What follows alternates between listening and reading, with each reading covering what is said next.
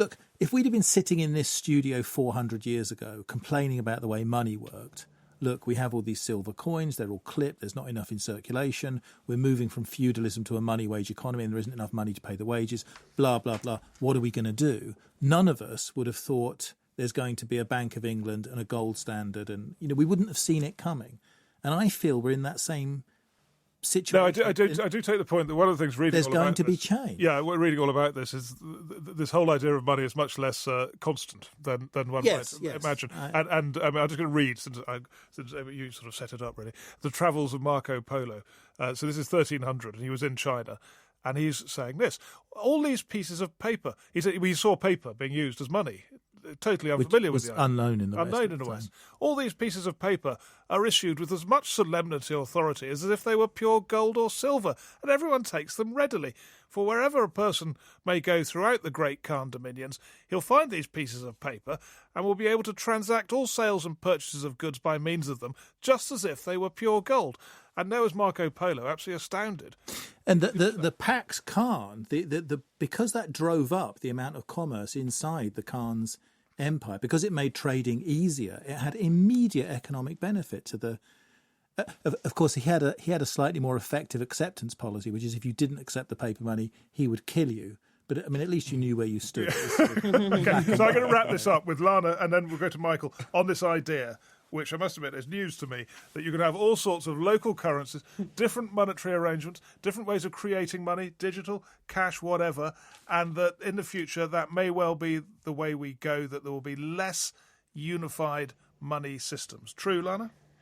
Yeah, I actually think, even though I love local currencies and I think they're fascinating, I actually think that where I'm really watching the future of money and what I'm really paying attention to is frequent flyer miles and loyalty points and this sort of thing. If you go to various airports in the U.S., you can see that everything in the terminals is denominated in frequent flyer miles. And if you enter your account information, you can pay for your meal, you can pay for a bottle of water in frequent flyer miles.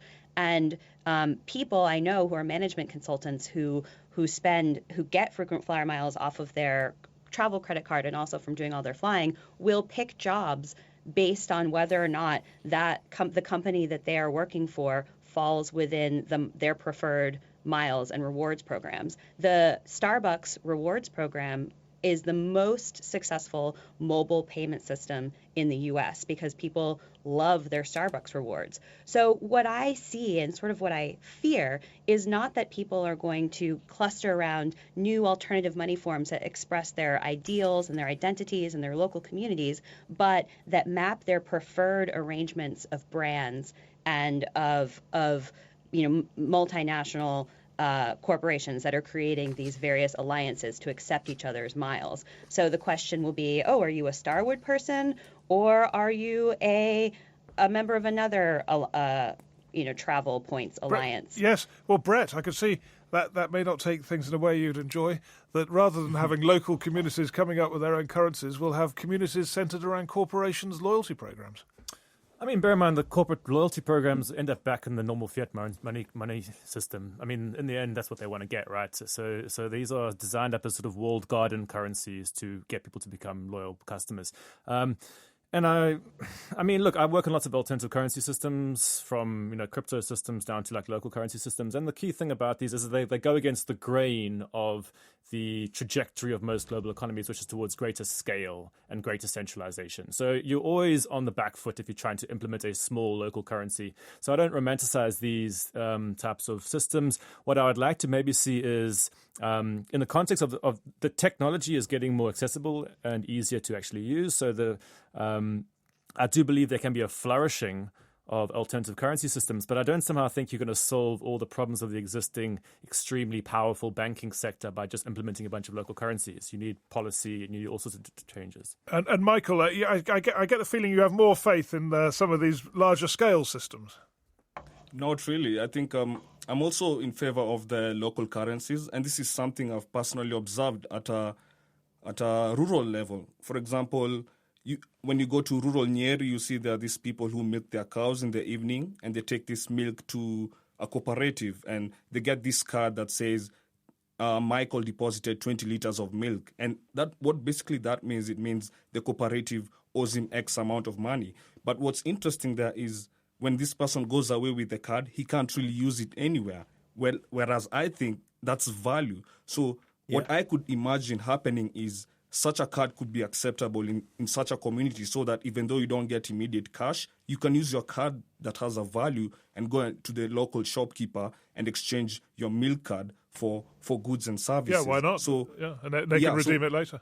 Before the and this is something that's happening. This is also something that's happening in informal communities. I think there's an organization that organized something called Bangla Pesa, which is like voucher money. So I think this is what I'd expect to see. But the trouble is a government's going to put in the proper policies to allow something like this to thrive. But I find that this really works for the local communities. The local communities are more strengthened by this. They get a higher circulation of money within their localized economy. It's good for them, basically. Dave Birch. I think before the Industrial Revolution, we lived in essentially reputational economies. There wasn't very much money in circulation, and commerce proceeded on the basis of these ledger entries that you were talking about. I mean, people knew I owed you milk, you owed me wheat, and things worked themselves out, right? When that vanished into the sort of urban anonymity of the Industrial Revolution, money became a substitute for that kind of memory. Because of the social networks, the internet, mobile phones, we're going back to that sort of situation where if I paid milk into the local cooperative, then Brett would know and he could give me something else of value for it. And that sounds odd if you think about it in terms of like paper vouchers in your wallet. But that's not really what's going on. You're talking about these vast ledgers which keep track of these things. So personally, I tend to view cities as actually probably one of the key players in the future of this. But I agree, this shift towards community, locality, values, that seems more of a pointer to the future of money to me than something like Bitcoin. A fascinating discussion, and one which has taken us into whole new areas. So thank you very much indeed, Dave Birch, Brett Scott, Lana Swartz and Michael Kimani. If you'd like to listen to it again, and it might be one of those programmes that would benefit from a second listen so you can get your head around it, then just go to bbcworldservice.com/newshour extra. And if you want to get in touch with us, newshour.extra@bbc.co.uk. But for now, that's it. Thanks for listening. Thanks very much to the panel for their interesting contributions, and for NewsHour